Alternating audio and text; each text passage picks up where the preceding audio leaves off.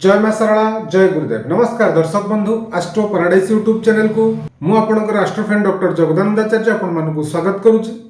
दर्शक बंधु, आज एपिसोड रे हम आलोचना करिबा मकर राशि पई 2025 मसिया केमति रहिबो, मुख्यतः रोजगार और आय व्ययर स्थिति केमिति रहिबो, पारिवारिक संपर्क दाम्पत्य जीवन सुख केमिति रहिबो, विद्यार्थी मानकर विद्या क्षेत्र रे केते उन्नति रहिबो, केते सफलता पाइबे, आपणकर 2025 मसीह भूमि भवन एवं वाहनर जोग अच्छी ना नहीं, एमती अनेक कथा को नहीं आज आम आलोचना करवा।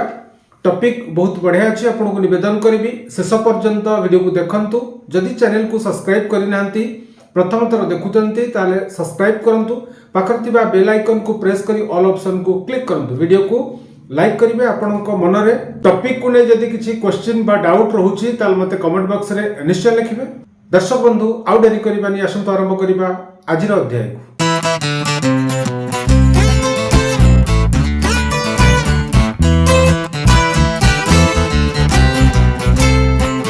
राशि चक्रर दशम राशि होछि मकर राशि।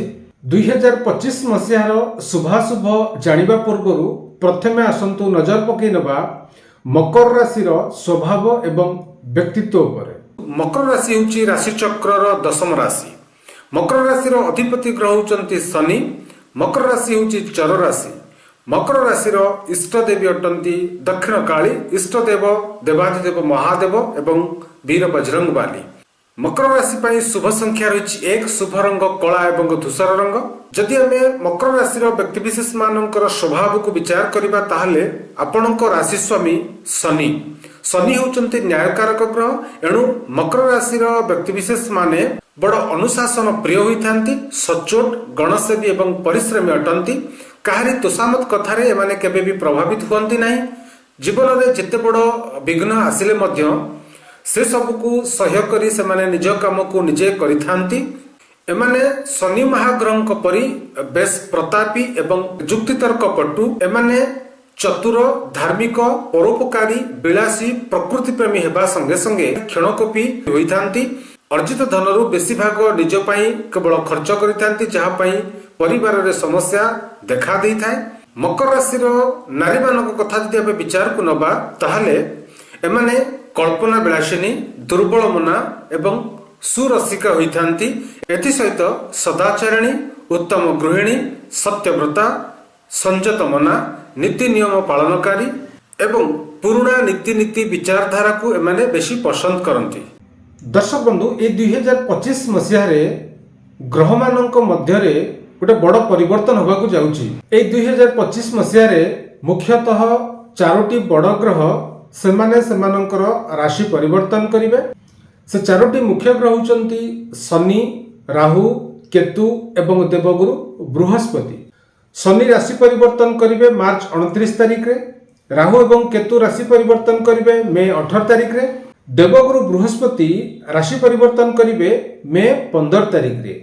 ए जो मुख्य बड़ ग्रह 4टींकर राशि परिवर्तन हबो, आपणक जीवन उपरे कौन प्रभाव पड़िबो, आपणक जीवन शैली रे कौन परिवर्तन आसीबो, केते पॉजिटिव आपणक मिलिबो, केते नेगेटिव आपणक पई रहिबो, एई सब कथा हम आलोचना करिबा।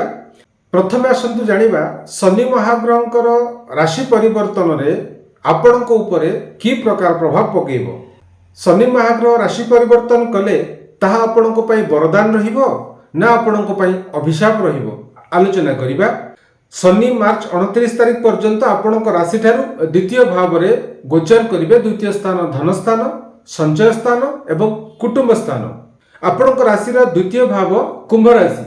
शनि महाग्रहंकर मूल त्रिकोण राशि होची कुंभ राशि, अर्थात कुंभ राशि रे शनि अवस्थान करूचंती मार्च 29 तारिख पर्यंत। आपणक राशि रो धनेश बा धनाधिपति होचंती शनि। धनाधिपति शनि धन स्थान रे गोचर करिवे मार्च 29 तारिख पर्यंत। एणु आपणकर जेते सब धनर समस्या रही शनिकर गोचर समय रे ताहा दूर हबो। पैतृक संपत्ति किछि प्राप्त हबो, किंतु शनि आपणकर 7.5 रे गोचर करूचंती। एणु पैतृक संपत्ति को नहीं किछि वाद विवाद देखा दबो। आपणक मुखरु बाहरुथिबा कथा को नहीं किछि वाद विवादर आपण सम्मुखीन हेबे। ଆପଣ କିଛି अर्थ सेविंग करेंगे, किसी एफडी आपण करिपारंती। कुटुंब मानक सहित लागि रहिथिबा मत मतांतर द्वंद्वर परिसमाप्ति घटिबो। मार्च 29 तारिख राति 9:40 रे शनि महाग्रह कुंभ राशि को परिवर्तन करी मीन राशि रे गोचर करिवे, जहा आपणक राशि रो तृतीय स्थान। तृतीय भाव हेउची पराक्रमर भाव। तृतीय भाव रे शनिकर गोचर राजयोग सृष्टि करुची, कारण शास्त्र कहती तृतीय षष्ठे एकादशे शनि राजयोग प्रचक्षते। एणु तृतीय भाव रे शनिकर गोचर आपणक पाई राजयोग हब। तृतीय भाव पराक्रमर स्थान अटे, तेणु तृतीय भावगत शनि आपणक पराक्रम शक्ति को वृद्धि करिवे, आत्मबल को बढ़ेइबे, आत्मविश्वास को मध्य वृद्धि करिवे, आपणक पुरुषार्थ को मध्य वृद्धि करिवे। शनिकर तृतीय दृष्टि आपणक राशि पंचम स्थान उपर रहिबो। पंचम भाव संतान भाव एवं विद्या भाव बा विद्या स्थान। एणु जो माने विवाहर बहु वर्ष अतिक्रांत परे संतान उत्पत्ति होई पारिनी, सेमानक पई खुशी खबर। शनिकर गोचर रे सेमानकर संतान उत्पत्ति हबो, सेमाने माँ बापा डाक शुणी पारिबे। जो माने विद्यार्थी अछंती सेमानक पई ए समय बहुत भल रहइबो। विद्या क्षेत्र रे बहु उन्नति करिवे, आशानुरूप सफलता प्राप्त हो। हायर स्टडी पे से मनोनीत हेबे, किंतु विद्या रे सामान्य अस्थिरता रहिबो। संतान को नहीं सामान्य चिंतित रहिबे। पिला मानकर एक्टिविटीज रे आपण माने असंतुष्ट रहिबे। शनिकर सप्तम दृष्टि आपणक राशि नवम स्थान उपर रहिबो। नवम स्थान आपणक राशि भाग्य स्थान अटे एवं धर्म स्थान अटे। एणु आपणक भाग्योदय सामान्य बाधा आसी पारे। धार्मिक भावना आपण सामान्य विच्युत हो पारती। प्रथमे शनि महाग्रह परीक्षा करती, जमिति आपन को आलस्य प्रदान करिवे, धार्मिक भावना आपन को विच्युत करिवे। आपण जदि से सब को सामना करी आलस्य को त्याग करती, मनरे धार्मिक भावना को रखी जदि आपण आग को बढ़ंती, ताहले शनि आपण को राजसुख प्रदान करिवे। काहेकि ना शनि होउचंती न्यायकारक ग्रह। तेणु शनि प्रथमे आपण को परीक्षा करिवे। प्रति आपण सजग रुहंतु, आपण आलस्य को त्याग करंतु, आपण धार्मिक भावना रे जड़ित रुहंतु। देखिबे शनि आपण को बहुत शुभ फल प्रदान करिवे। एथि सहित आपणक पितांकर स्वास्थ्य सामान्य समस्या देखा देबो। पितांकर स्वास्थ्यगत समस्या को नहीं आपण चिंतित रहिबे। शनिकर दशम दृष्टि आपणक राशि द्वादश स्थान उपर रहउची। द्वादश स्थान होउची व्ययर भाव अटे। एणु आपणकर व्यय वृद्धि हबो, अकस्मात खर्च आपणकर वृद्धि पाइबो। आपण विदेश यात्रा करि पारंती। तेणु शनि आपणक पई मोटामोटी भाव में 2025 मसीह रे बहुत शुभ फल प्रदान करिवे। एबे आसंतु जानिबा देवगुरु बृहस्पति आपणक पई की प्रकार फल प्रदान करिवे। जेतले बृहस्पतिंकर गोचर हबो, तो बृहस्पतिंकर गोचर आपणक पई केते पॉजिटिव रहइबो, केते नेगेटिव रहइबो। देवगुरु बृहस्पति मे 15 तारिख पर्यंत आपणक राशि ठारू पंचम भाव में गोचर करिवे। पंचम स्थान संतान स्थान, पंचम स्थान विद्यार स्थान अटे। एणु आपण जदि बेबी प्लानिंग करबा पई चाहुचंती, ताले बहुत बढ़िया समय रहइबो आपणक पई। उच्च शिक्षा प्राप्त करबा पई आपणक सुयोग मिलिबो, आपण उच्च शिक्षा प्राप्त करिवे। हायर स्टडी पई आपण सिलेक्शन होई पारंती। समस्त प्रकार एग्जाम रे आपण कृतकार्य होई पारंती। शास्त्र कहंती सुतार्थ लाभ नवपंचकेषु। बृहस्पति नवम पंचम भाव रहिले सुत एवं अर्थ लाभ हुए। तेणु आपणकर अटक रही कार्य संपादन हम। जदि कौन जगार किसी बिल आपणकर पेंडिंग अच्छी, ताहले ताहा मध्य क्लियर हो। जदि कौन जगार किसी अर्थ आपणकर पड़ी रही फसी रही, ताहले से जगार आपण से अर्थ को रिकवरी करि परिबे। बृहस्पतिंकर पंचम स्थान गोचर आपणक पई शुभप्रद रहिबो। कर्म क्षेत्र में आपण उन्नति करिवे। प्रमोशन रो जोग आसी पारे आपणक पई। नुआ किछि बिजनेस आपण हाथ को नहीं पारंती बा स्टार्ट करि पारंती। विवाह क्षेत्र में आसुथिबा बाधा आसुथिबा समस्या दूर हबो। आपण विवाह बंधन रे बांधी हेबे। आसंता मे 15 तारिख रे बृहस्पति राशि परिवर्तन करिवे, अर्थात बृहस्पति वृष राशि रु मिथुन राशि को संचार करिवे। आपणक राशि ठारू बृहस्पतिंकर गोचर हबो षष्ठस्थ गोचर। तेणु षष्ठ स्थान रे बृहस्पति गोचर आपणक पई अशुभ रहिबो, सेते शुभप्रद रहिबो नाही। कारण बृहस्पति आपणक राशि व्ययाधिपति अटंती। एणु आपनको किछि ना किछि अर्थ व्यय करबा को पड़िबो, किछि ना किछि खर्च करबा को पड़िबो, जहा द्वारा आपण बहुत चिंतित रहिबे। आपण मध्य किछि लोन करि पारंती। जो लोन आपण करिवे ता गाड़ी पई हो, ता घर पई हो, किबा भूमि क्रय करबा पई हो, आपण को किछि लोन करबा को पड़िबो। षष्ठ स्थान होछि शत्रु भाव अटे। एणु बृहस्पति षष्ठ स्थान में गोचर करुवा कारण आपणकर गुप्त शत्रु माने मुंड टेकिबे आपणको असुविधार पकड़ चेष्टा करेंगे। कर्मसंस्थान में किसी शत्रु देखादेवे आपण को डिमोटिवेट करेंगे जहाद्वारा कि आपणकर माइंड डिस्टर्ब रहा आपण बॉस को पाखरु किसी कटु कथा शुणा पड़ पारे। तेणु आप सावधान रुहतु। शत्रु मैंने आपणकर किसी ना कि हानि करने चेष्टा करेंगे। यार निराकरण मो वीडियो एंड रे आपन को किछि प्रतिकार मु जणेबी आपण निहाती भाव में करिवे। बृहस्पति षष्ठ स्थान में गोचर कले फिजिकल प्रॉब्लम क्रिएट करांती जेमिति पेट मुंड पाद मलद्वार ए सब रे आपण जंत्रणा वा समस्या अनुभव करि पारंती। विशेष भाव में कहबाकू गले रोग ऋण शत्रु आपणक पई देखा देबो। विद्या क्षेत्र में सामान्य वैमनस्यता भाव प्रकाश पाइबो। विद्यार्थी माने फ्रिकिल माइंडेड रहिबे। सेमानकर ओभर कॉन्फिडेंस सेमानकु ही घाटारे पकाई पारे। एबे आसंतु जानिबा राहु एवं केतु जेतेबेले राशि परिवर्तन करिवे आपणक ऊपर कोन प्रभाव पड़िबो। राहु में 18 पर्यंत आपणक राशि ठारू तृतीय स्थान रे गोचर करिवे। केतु आपणकर नवम स्थान रे गोचर करिवे। मार्च 29 रे शनि महाग्रह आपणक राशि रो तृतीय स्थान रे गोचर करिवे।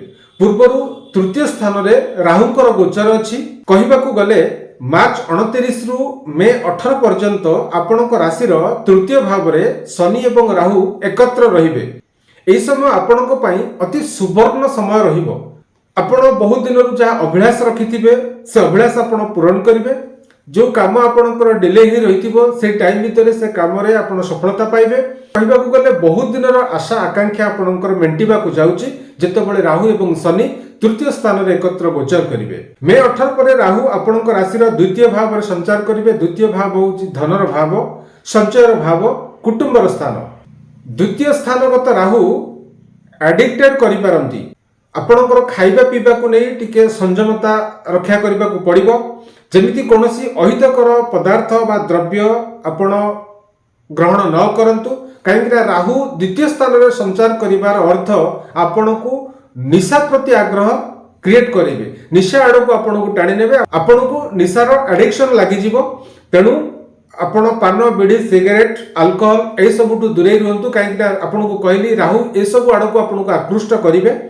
सेति प्रति आपण ध्यान दियंतु। केतु आपन राशि अष्टम स्थान में गोचर करिवे। अष्टम स्थान साधनर स्थान, अष्टम स्थान आयुर स्थान। अष्टमस्थ केतु दुर्घटना कारक अटंती।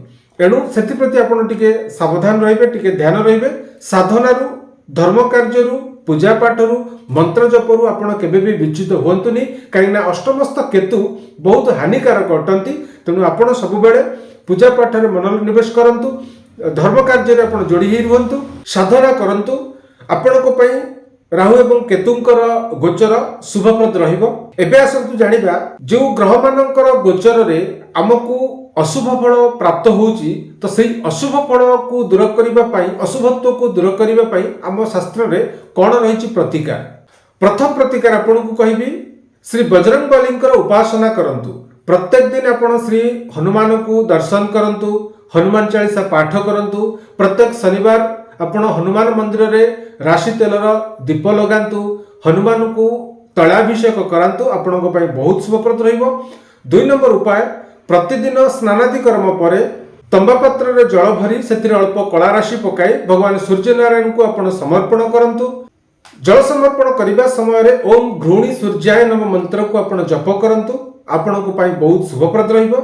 3 नंबर उपाय कहबी प्रत्येक दिन आपण महामृत्युंजय मंत्र एवं शिव गायत्री मंत्र पाठ करंतु। निहाती करंतु दर्शक बंधु। कहीं ना राहु केतुंकर गोचर आपणक पई शुभप्रद रहिबनी। बृहस्पति मध्ये आपणकर षष्ठ स्थान रे गोचर करिवे। आपण श्री विष्णु सहस्त्र नाम पाठ करंतु। यह अत्यंत जरूरी अटे आपणक पई। कहीं ना बृहस्पतिंकर इष्टदेव होउछन भगवान श्री विष्णु श्री हरि। तेणु आपण प्रत्यह विष्णु सहस्त्र नाम पाठ करंतु। आ गोटे सबुठु बड़ उपाय महान उपाय आपणक कहूछ मन रखंतु। श्रीमद् भागवत महापुराणंकर षष्ठ स्कंदर 8म अध्याय आपण रेगुलर पाठ करंतु। देखिबे राहु केतु एवं देवगुरु बृहस्पतिंकर जो अशुभत्व 2025 मसीह आपण को प्राप्त होबाकू जाउची सेथिरु आपण मुक्ति पाई परिबे। दर्शक बंधु आज टॉपिक को मुझे रखुची। आज अध्याय आपको केमिति लागिला मते मतामत निश्चय देबे। दर्शक बंधु पुणी आसीबी आगामी अध्याय आउ एक सुंदर टॉपिक ने। से पर्यंत आपण माने भलर थांतु, खुशी थांतु। मते विदाय दियंतु। रहिली। जय मां सरला, जय गुरुदेव।